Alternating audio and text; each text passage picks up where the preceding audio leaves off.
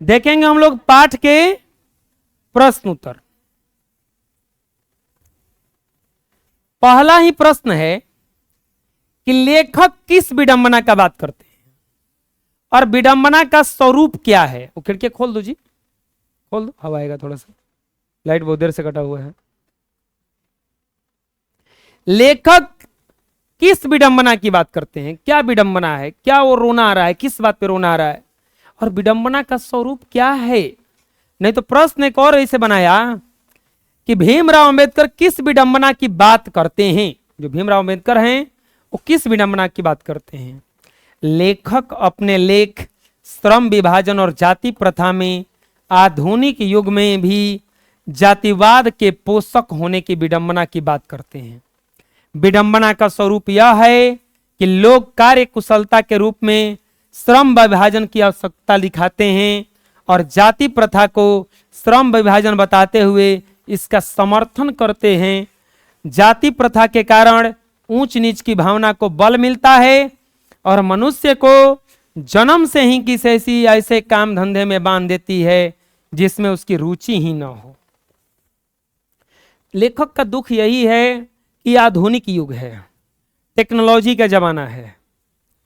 अब आज बताओ, आज इस टेक्नोलॉजी के जमाना में कोई संदेश आप कबूतर में रख के भेजोगे, ये विडंबना का बात है कि आप कहोगे कि नहीं हम तो पुराना संस्कृति को फॉलो कर रहे हैं। मूर्खता का बात है कि नहीं है कि ये व्हाट्सएप के जमाना में आप कबूतर का प्रयोग कर रहे हो। वो कबूतर जाएगा कि नहीं जाएगा, लेकिन आप मूर्ख कहलाओगे। अब वही हाल हो गया कि दिल्ली जाने के लिए आप पैदल निकले हो, अरे ट्रेन पकड़।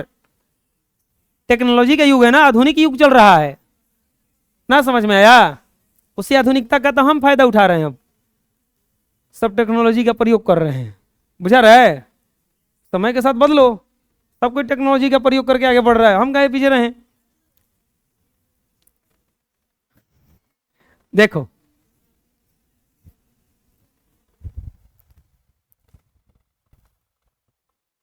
लेखक अपने लेख श्रम विभाजन और जाति प्रथा में आधुनिक युग में भी जातिवाद के पोषक होने की विडंबना का बात करता है। क्या विडंबना का?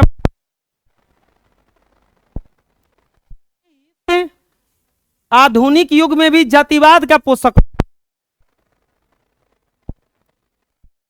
बोझ रहा है, समझ में नहीं आ रहा।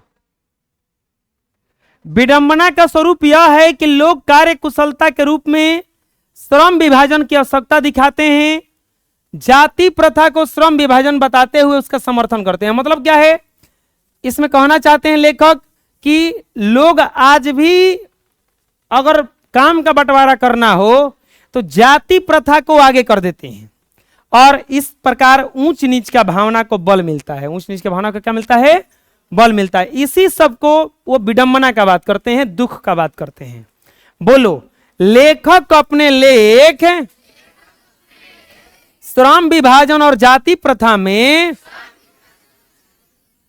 आधुनिक युग में भी जातिवाद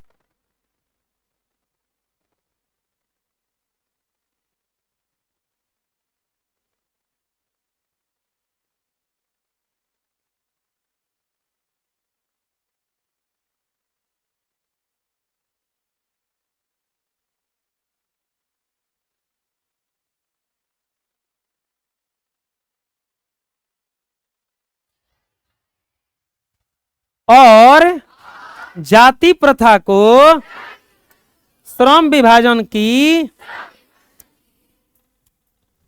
कहां थे? श्रम विभाजन बताते हुए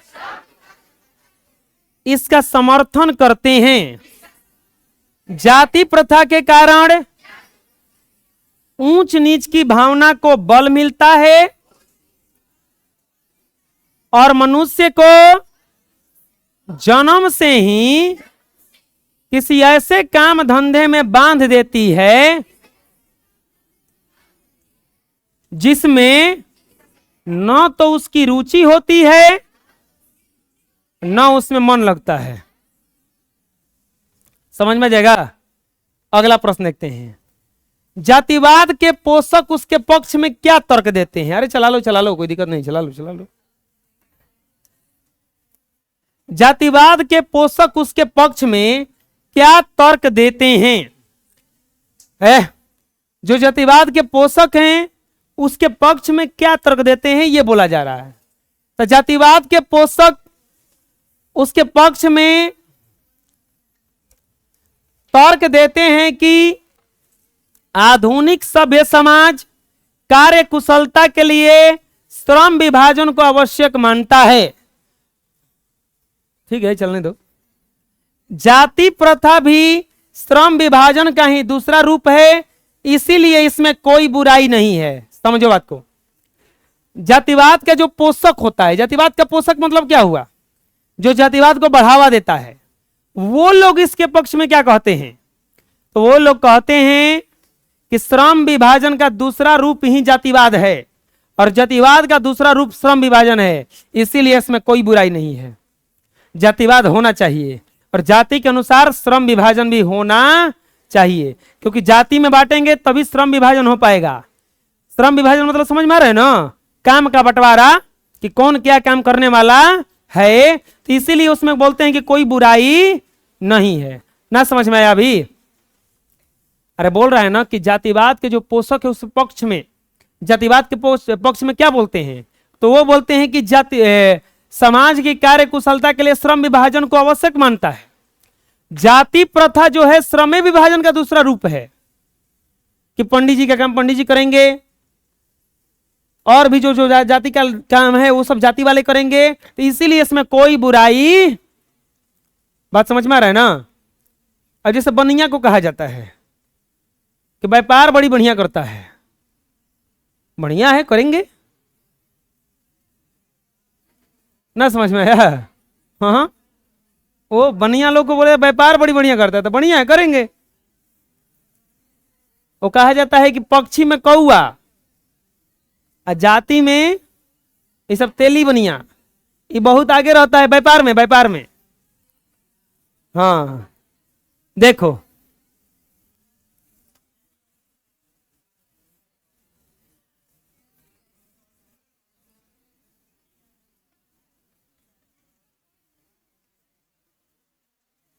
सबसे तेज जाति में कौन है? कौआ है। बर्ड में, बर्ड में कौआ क्यों है? क्योंकि तुम कितना भी सतर्क रहो वो भाग जाता है। लोमड़ी सबसे ज्यादा तेज होती है। प्रश्न को क्या कर रहा है? जाति भारतीय समाज में, देखो तुम लोग पंखा चालू कर देते, हाला करना चालू कर देते हो, तो इसीलिए हम खिसिया के बंद करवा देते हैं।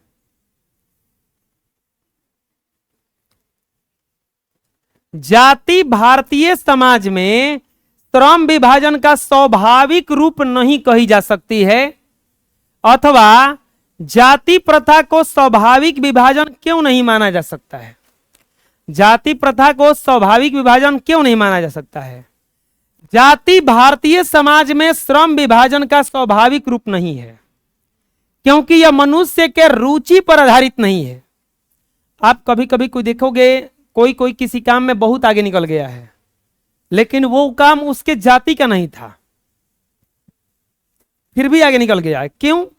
क्योंकि वो काम जो था उसके जाति का नहीं था, उसके रुचि का था, उसको उस काम करने में मन लग रहा था, जाति पर आधारित नहीं था।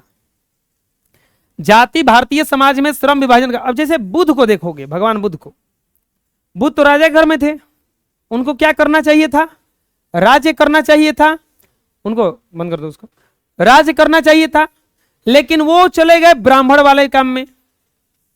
गुरु नानक के देखो, गुरु नानक को उनके पिताजी व्यापारी बनाना चाहते थे, वो चले गए अध्यात्म में।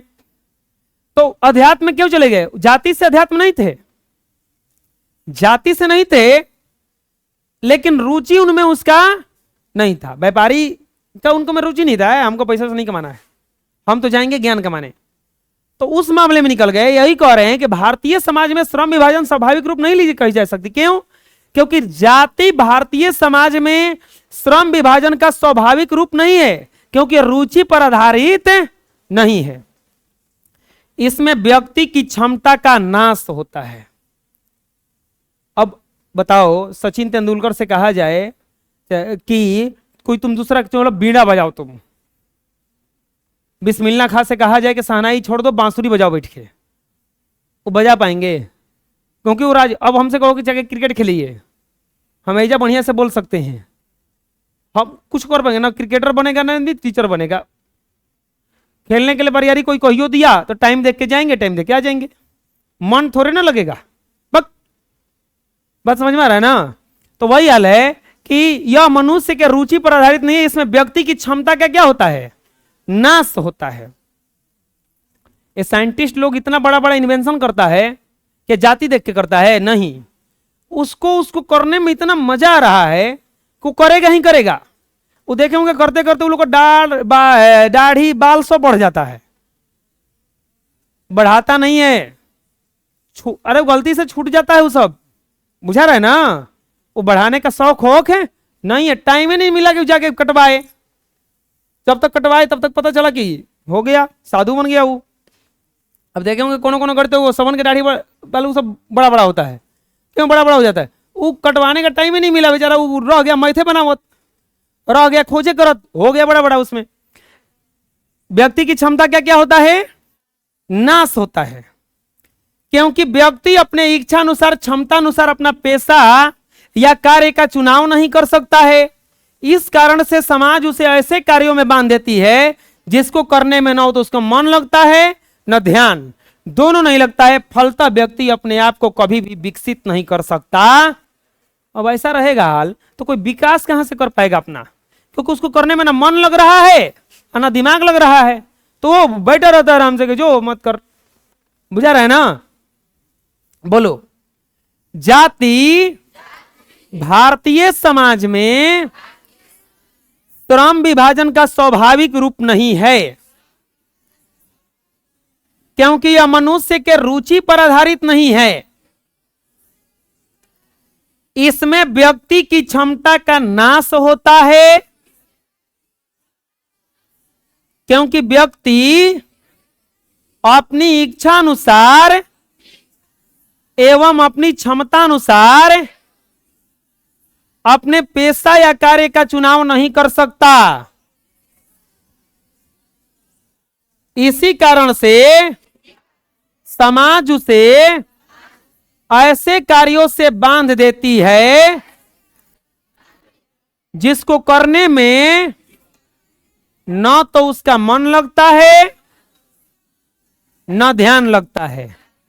फलतः वह व्यक्ति अपने आप को कभी विकसित नहीं कर सकता है। समझ में आ जाएगा क्वेश्चन क्या कह रहा है? अगला प्रश्न कह रहा है कि जाति प्रथा भारत में बेरोजगारी का प्रमुख और प्रत्यक्ष कारण बनी हुई है, कैसे? बात तो सही है, जाति प्रथा सबसे बड़ा कारण है, जाति प्रथा बेरोजगारी का प्रमुख कारण है। कैसे? अभी भी बहुत सारा ऐसे लोग मिलेंगे आपको जिनका उच्च जाति है, पास में पैसा नहीं है, लेकिन बोलिए क्या कि चलिए ना पैसा नहीं है तो जाइए सब्जी बेच लीजिए बैठ के बजरिया में, पैसा मिल जाएगा। हाँ, ये हमारे जाति के बाहर है, भूखे मर, भूखे मर, जाति के बाहर है तो तोर के जाति खाए के दी रे, जाति के बाहर है। हम इस जाति को ये काम करेंगे, भूखे मर, और कौन उपाय है जी? ना होगा ऐसा ना। भारत में सबसे ज्यादा बेरोजगार कौन है? पढ़ा लिखा जुआ, पढ़ा लिखा जुआ।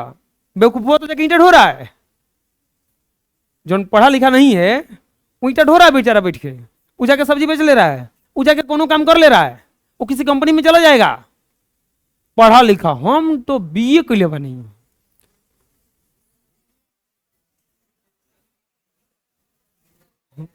बड़ा दुख देता है ये, बहुत दुख देता है। हम तो बीए के लिए बनी, हम ये काम करम ना। तार का अंबानी देखो तो पीए बना के अपना बीए के लिए पढ़ा था, अंबानी पीए डायरेक्ट। और दो दोस्त था ना, दो में से एक का नौकरी लग गया, नौकरी लगा 8,000 से, तो वो बोला नौकरी लग गया, मेरा नौकरी लगा, मिठाई खाओ, कैसे नौकरी लगा था? 8,000 का नौकरी लगा, बैग बुरबक कहेंगे हम नौकरी करम तो सीधे 30,000 की नौकरी करम। 8,000 खोज रहे, 2 साल बाद मिला। इसका सैलरी है जो 8,000 वाला था, ओकर तो सैलरी 30,000 हो गया है। अब जो दूसर का था फिर मिठाई ले गया, भाई मिठाई खा लो, कौची है, तो मेरा सैलरी 30,000 हो गया 2 साल बाद। तुम्हारा क्या हुआ? बोला हम अभी 30,000 वाला नौकरी खोज रहे हैं। वो जिंदगी भर खोजेगा, ओकर का डायरेक्ट 30,000 वाला नौकरी मिलबे ना करी। ये धीरे धीरे बढ़ गया आगे, तो एगो शर्म नहीं किया उतना करने में। लेकिन आजकल का युवा बैठ के हम तो डायरेक्ट यही काम करम तो करम। आपको बता रहे हैं हम, सबसे ज्यादा बेरोजगारी है इस सरकारी नौकरी के कारण। भले हम लाइब्रेरी चला रहे हैं, इतना लोग बैठ के पढ़ रहा है, लेकिन हम गारंटी लेते हैं कि सबन का नौकरी नहीं लगेगा। जरूर 2 साल बाद 3 साल बाद कुछ ना कुछ दूसरा काम करना, सबन का नहीं निकलेगा। कोई वैकेंसी कितना है? अगर पूरा ऐसा ऐसा देखा जाए तो करोड़ों लाइब्रेरी चल रहा है, और करोड़ों में करोड़ों फॉर्म भरा जा रहा है। सीट कितना है अभी? 600 का। जानते हो रोहतास जिला में कितना सीट है होमगार्ड का? कल बात हो रहा था, 600 सीट है खाली, 600-650। हमको लगता है कि खाली जगदवन पिचवा पे 600 जाती है सन। एक के गांव से कौन तो कह रहा था कि 80 को जा रहा है लड़का, एक गांव से 80 को। रोहतास जिला में एक ही गांव है। अब पूरा में मतलब समझ लो कि अगर 10,000 लड़का दौड़ रहा होगा तो उसमें से नौकरी खाली कितने का लगेगा? 600 में भी अभी जातिवाद बांटा हुआ है कि फलाना जाति का इतने लगेगा। बताओ सबका नौकरी लग जाएगा? पॉसिबल है? नौकरियों नहीं लगेगा। अब बोलोगे कि ये भैया चलो ना छोटा मोटा काम कर लेगा, हम छोटा काम करेंगे, तो लो बेरोजगारी का प्रमुख कारण बना हुआ है। जाति प्रथा मनुष्य को जीवन भर के लिए एक पेशे में बांध देती है।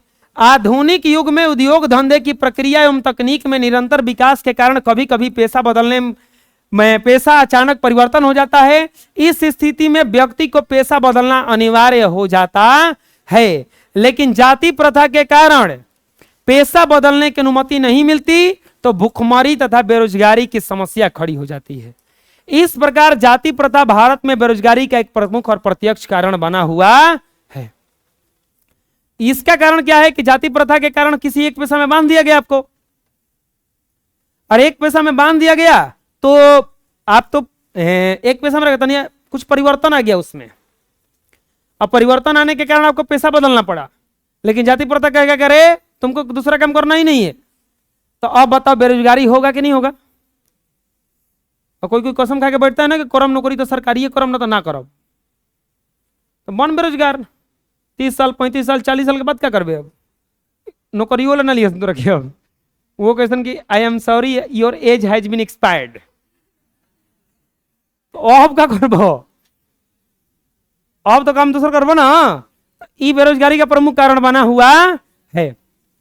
देखो आप लोग को हम हतोत्साहित नहीं कर रहे हैं, आप लोग का लग जाएगा। बताते हैं क्या है, सुन लेना। अभी मत सोचना कि कह दिलन तो लग गई। कंडीशन सुन लो पहले, लग जाएगा। लेकिन अभी आप जुआ हो, सब 14 15 16 साल के बीच में होगा सब कोई, यही एज होगा 14 15 16 बीच में सब कोई होगा। अगला 5 साल अगर बढ़िया से मेहनत करेंगे तब, कुरकुरा खाएंगे तो नहीं होगा। बात है क्लियर? हमारा यह बतिया, यह मत कहना कि देखो 2025 में 9:40 पर सर जी कहले रहन कि हमनी के सबन के नौकरी लग जाइए। अतने क्लिप मत काट देना इसका कि अतने खाली कहले रहन लग जाइए। ओकरा बादो वाला रखना कि 5 साल मेहनत कर दिए, यानी कि 25 से लेकर 30 तक, तब लग जाएगा। क्यों लग जाएगा? क्योंकि अभी आप में जोश है, अभी क्षमता है वैसा कि कर लोगे। धीरे धीरे क्षमता क्या हो जाएगा? खत्म होगा, धीरे धीरे नीचे गिरेगा ये क्षमता। धीरे धीरे आप उदास होना चालू करोगे। अभी घर में तेल मसाला का चिंता ना पड़ता होगा कि घर तेल बाकी ना, मसाला बाकी ना, चाउर बाकी ना, गेहूं बाकी ना, काल खाती दाल बाकी ना, ये कुल चिंता ना होता होगा। नहीं होता होगा तो अभी पढ़ लोगे, नहीं तो बाद में दिक्कत होगा। बोलो, जाति प्रथा मनुष्य को जीवन भर के लिए एक पेशे में बांध देती है। आधुनिक युग में उद्योग धंधों की प्रक्रिया एवं तकनीक में निरंतर विकास के कारण कभी कभी पेशा में अचानक परिवर्तन हो जाता है। इस स्थिति में व्यक्ति को पेशा बदलना अनिवार्य हो जाता है, लेकिन जाति प्रथा के कारण पेशा बदलने की अनुमति नहीं मिलती, तो भूखमरी और बेरोजगारी का समस्या खड़ी हो जाती है। इस प्रकार जाति प्रथा भारत में बेरोजगारी का प्रमुख और प्रत्यक्ष कारण बनी हुई है। समझ में आ जाएगा। अगला प्रश्न है, जे लेखक ने किन पहलुओं में जाति प्रथा को एक हानिकारक प्रथा के रूप में दिखाया है? जाति प्रथा को लेखक ने सामाजिक, व्यक्तिगत, आर्थिक और रचनात्मक तथा व्यवसायिक पहलुओं से हानिकारक रूप में बताया है। कौन कौन सा पहलू? सामाजिक पहलू से, व्यक्तिगत से, आर्थिक से, रचनात्मक से और व्यवसायिक से। कैसे? जाति प्रथा सामाजिक रूप में ऊंच नीच का स्तर उत्पन्न कर देती है। जाति से हम लोग को पता चल जाता है कि ऊंचे कैटेगरी क्या है कि निम्न कैटेगरी क्या है। व्यक्तिगत रूप से रुचि तथा क्षमता का अवहेलना करती है। आर्थिक रूप से रुचि के विरुद्ध पहले से निर्धारित पेशे में बांध देती है। कार्य करने में उसका मन नहीं लगता। आर्थिक रूप से उसे कमजोर बना देती है और व्यवसायिक रूप में पेशे बदलने की गुंजाइश नहीं रहने देती और रचनात्मक रूप में या सामाजिक गतिशीलता को क्या कर देती है? अवरुद्ध कर देती है। 4-5 को कारण है जिसमें जाति प्रथा बहुत ही हानिकारक पहलू है। कौन कौन सा? सामाजिक रूप से ऊंच नीच, व्यक्तिगत रूप से क्षमता का विरोध कर देती है, आर्थिक रूप से ऐसा काम करवाती है जो उसमें मने न लगे, और व्यवसायिक रूप से सामाजिक गतिशीलता जो है उसको क्या कर देती है? अवरुद्ध कर देती है, रोक देती है। अगला प्रश्न है कि लेखक के अनुसार समाज में किस प्रकार की गतिशीलता होना चाहिए? अब लेखक से पूछा गया कि तब आप ही बता दीजिए, जब इतना जानते हैं तो, कि समाज कैसा होना चाहिए। लेखक के अनुसार आदर्श समाज में ऐसी गतिशीलता होनी चाहिए कि कोई भी वांछित परिवर्तन समाज के एक छोर से दूसरे छोर तक निर्बाध संचारित हो सके। ऐसे समाज को बहुविध हितों में सबका भाग होना चाहिए। सबको उसकी रक्षा के प्रति सजग रहना चाहिए। सबके लिए सामाजिक जीवन में बिना बाधा के अनेक समाधान, संपर्क साधन और अवसर उपलब्ध होने चाहिए। लेखक कह रहे हैं कि जो भी परिवर्तन आए संसार में, वो सबके लिए समान रूप से वितरित हो जाए, बिना बाधा के चले, सब कुछ सही से चले, तो तब जाकर के समाज में एक नया परिवर्तन आएगा, एक गतिशीलता आएगा। बोलो, लेखक के अनुसार आदर्श समाज में ऐसी गतिशीलता होनी चाहिए कि कोई भी वांछित परिवर्तन समाज के एक छोर से दूसरे छोर तक निर्बाध संचारित हो सके। ऐसे समाज के बहुविध हितों में सबका भाग होना चाहिए तथा सबको उनकी रक्षा के लिए सजग होना चाहिए। सामाजिक जीवन में बिना बाधा के अनेक संपर्क साधन और अवसर उपलब्ध होना चाहिए। समझ में आ जाएगा। लेखक भीमराव अंबेडकर आज के उद्योग में गरीबी और उत्पीड़न से बड़ी समस्या किसे मानते हैं? लेखक जो है आज, ये 23 में पूछा हुआ क्वेश्चन है, लेखक आज का जो गरीबी है और उत्पीड़न किसको कहा जाता है, कि जो कष्ट दिया जाता है दूसरे को, उसमें सबसे खतरनाक किसको मानते हैं? सबसे खतरनाक किसको मानते हैं? तो लेखक तो सबसे खतरनाक जाति प्रथा का ना मानते हैं। लेखक भीमराव अंबेडकर आज के उद्योग और गरीबी उत्पीड़न से बड़ी समस्या लोगों का निर्धारित कार्य को मानते हैं, क्योंकि वो अरुचि और विवशतावश से मनुष्य को काम टालने लगता है, काम कम करने के लिए प्रेरित हो जाता है ऐसी स्थिति में जहां काम करने में न दिल लगे न दिमाग, तो कोई कुशलता कैसे प्राप्त कर सकता है। वो कह रहे हैं लेखक कि सबसे खतरनाक गरीबी नहीं है और उत्पीड़न, किसी को दुख देना नहीं है, उससे भी ज्यादा दुख देना है कि किसी को ऐसे काम करवाना है किसी से जिसमें उसका मन न लगे। अब देखो आप लोग अपने पर पढ़ाई को मत ले लेना कि हमारा पढ़ाई में तुमको मन नहीं लगता है, हमको भी ये उत्पीड़न दिया जा रहा है। पूछा रहा है ना, वो लड़कवा को पापा उसके समझा रहे थे कि जहां तुम्हारा इज्जत ना हो वहां एक भी मिनट मत रुकना, छोड़ देना। लड़कवा गया, बैग उठाया, घर से निकल गया, बोला ससुर हमारे घर में इज्जत नहीं होता है। तो ये मत समझना कि हमारा पढ़ाई में मन नहीं लगता, हमको मन लगता है सीरियल देखने में, हमको मन लगता है गेम खेलने में, हमको मन लगता है बतकही करने में, और इसी से हमको रोका जा रहा है। ये हमारे ऊपर अत्याचार है। इस पाठ के अनुसार ये अत्याचार सही है। अगर ऐसा हो रहा है ये अत्याचार को अत्याचार मत कहो, संस्कार मानो उसको। अगर हम आपको लाइब्रेरी में डांट देते हैं तो उसको मेरा अत्याचार मत समझना, बुझा रहा है ना।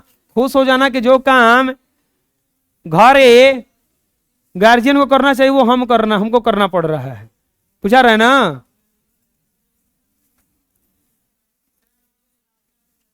आए कुछ दिक्कत है जी। लेखक सबसे ज्यादा खतरनाक किसको मानते हैं? बिना रुचि के काम करना। पढ़ाई को नहीं लिया जाता इसमें, नहीं तो अरे गध हो तुम लोग, पढ़े नहीं रहोगे तो पढ़ोगे कैसे? जो बाल है ही पढ़बो नहीं करोगे तो ये कैसे पढ़ोगे कि यो चीज होता है। जो बाल है। अगला, जाति प्रथा के पक्ष में दिए गए तर्कों पर लेखक की प्रमुख आपत्तियां क्या है? क्या आपत्ति है? देखो, जाति प्रथा श्रम विभाजन के साथ साथ श्रमिक विभाजन का भी रूप लिया हुआ है। इस प्रथा में श्रमिकों को स्वाभाविक रूप से विभिन्न वर्गों में बांट दिया जाता है। इसमें विभाजित वर्गों को एक दूसरे की अपेक्षा ऊंच नीच करार दे दिया जाता है। जाति प्रथा पर आधारित विभाजन मनुष्य की रुचि पर आधारित नहीं है। पक्ष में, जातिवाद के पक्ष में दिए गए तर्कों पर लेखक की आपत्ति देखो क्या है। सबसे पहला कि श्रम विभाजन के साथ श्रमिक विभाजन, काम का बंटवारा के साथ मजदूरों का भी बंटवारा कर दिया गया। अस्वाभाविक रूप से अलग अलग वर्गों में बांट दिया गया कि देखिए आप इस जाति के ये काम कीजिए, इस जाति के ये काम कीजिए। विभाजित वर्गों को एक दूसरे की अपेक्षा ऊंच नीच बता दिया गया। जाति प्रथा पर आधारित विभाजन मनुष्य की रुचि पर आधारित नहीं है। मतलब जो रुचि है, जो काम करने में उसको अच्छा लगता है, वो काम उससे नहीं कराया गया। बोलो, जाति प्रथा श्रम विभाजन के साथ श्रमिक विभाजन का भी रूप लिए हुए है। जाति प्रथा में श्रमिकों को अस्वाभाविक रूप से विभिन्न वर्गों में बांट दिया जाता है। इसमें विभाजित वर्गों को एक दूसरे की अपेक्षा ऊंच नीच भी करार दिया जाता है। जाति प्रथा पर आधारित विभाजन मनुष्य की रुचि पर आधारित नहीं है। समझ में आ जाएगा? अगला क्वेश्चन, सच्चे लोकतंत्र की स्थापना के लिए लेखक किन विशेषताओं को आवश्यक माना है? लोकतंत्र मूलतः सामूहिक जीवनचर्या की रीति, समाज के सम्मिलित अनुभवों के आदान प्रदान का नाम है। सच्चे लोकतंत्र की स्थापना के लिए समरसता, भ्रातृत्व एवं स्वतंत्रता आवश्यक है। सच्चा लोकतंत्र अगर चाहिए तो उसमें आपको स्थापना के लिए समरसता, सबका समान अधिकार, भ्रातृत्व, सबको भाईचारा, सबके बीच भाईचारा रहना, और स्वतंत्र रहना, हर कोई की कोई भी हम काम कर सके, कोई भी कुछ कर सके, तब जाकर के सच्चे लोकतंत्र का स्थापना हो सकेगा। नहीं तो सच्चे लोकतंत्र का स्थापना करना संभव नहीं है। बोलो, लोकतंत्र मूलतः सामूहिक जीवनचर्या की एक रीति तथा समाज के अनुभवों के आदान प्रदान का नाम है। सच्चे लोकतंत्र की स्थापना के लिए समरसता, भातृत्व एवं स्वतंत्रता आवश्यक है। समझ में आ जाएगा? तो इस तरह से आप लोगों का ये एक्सरसाइज 1 खत्म हुआ।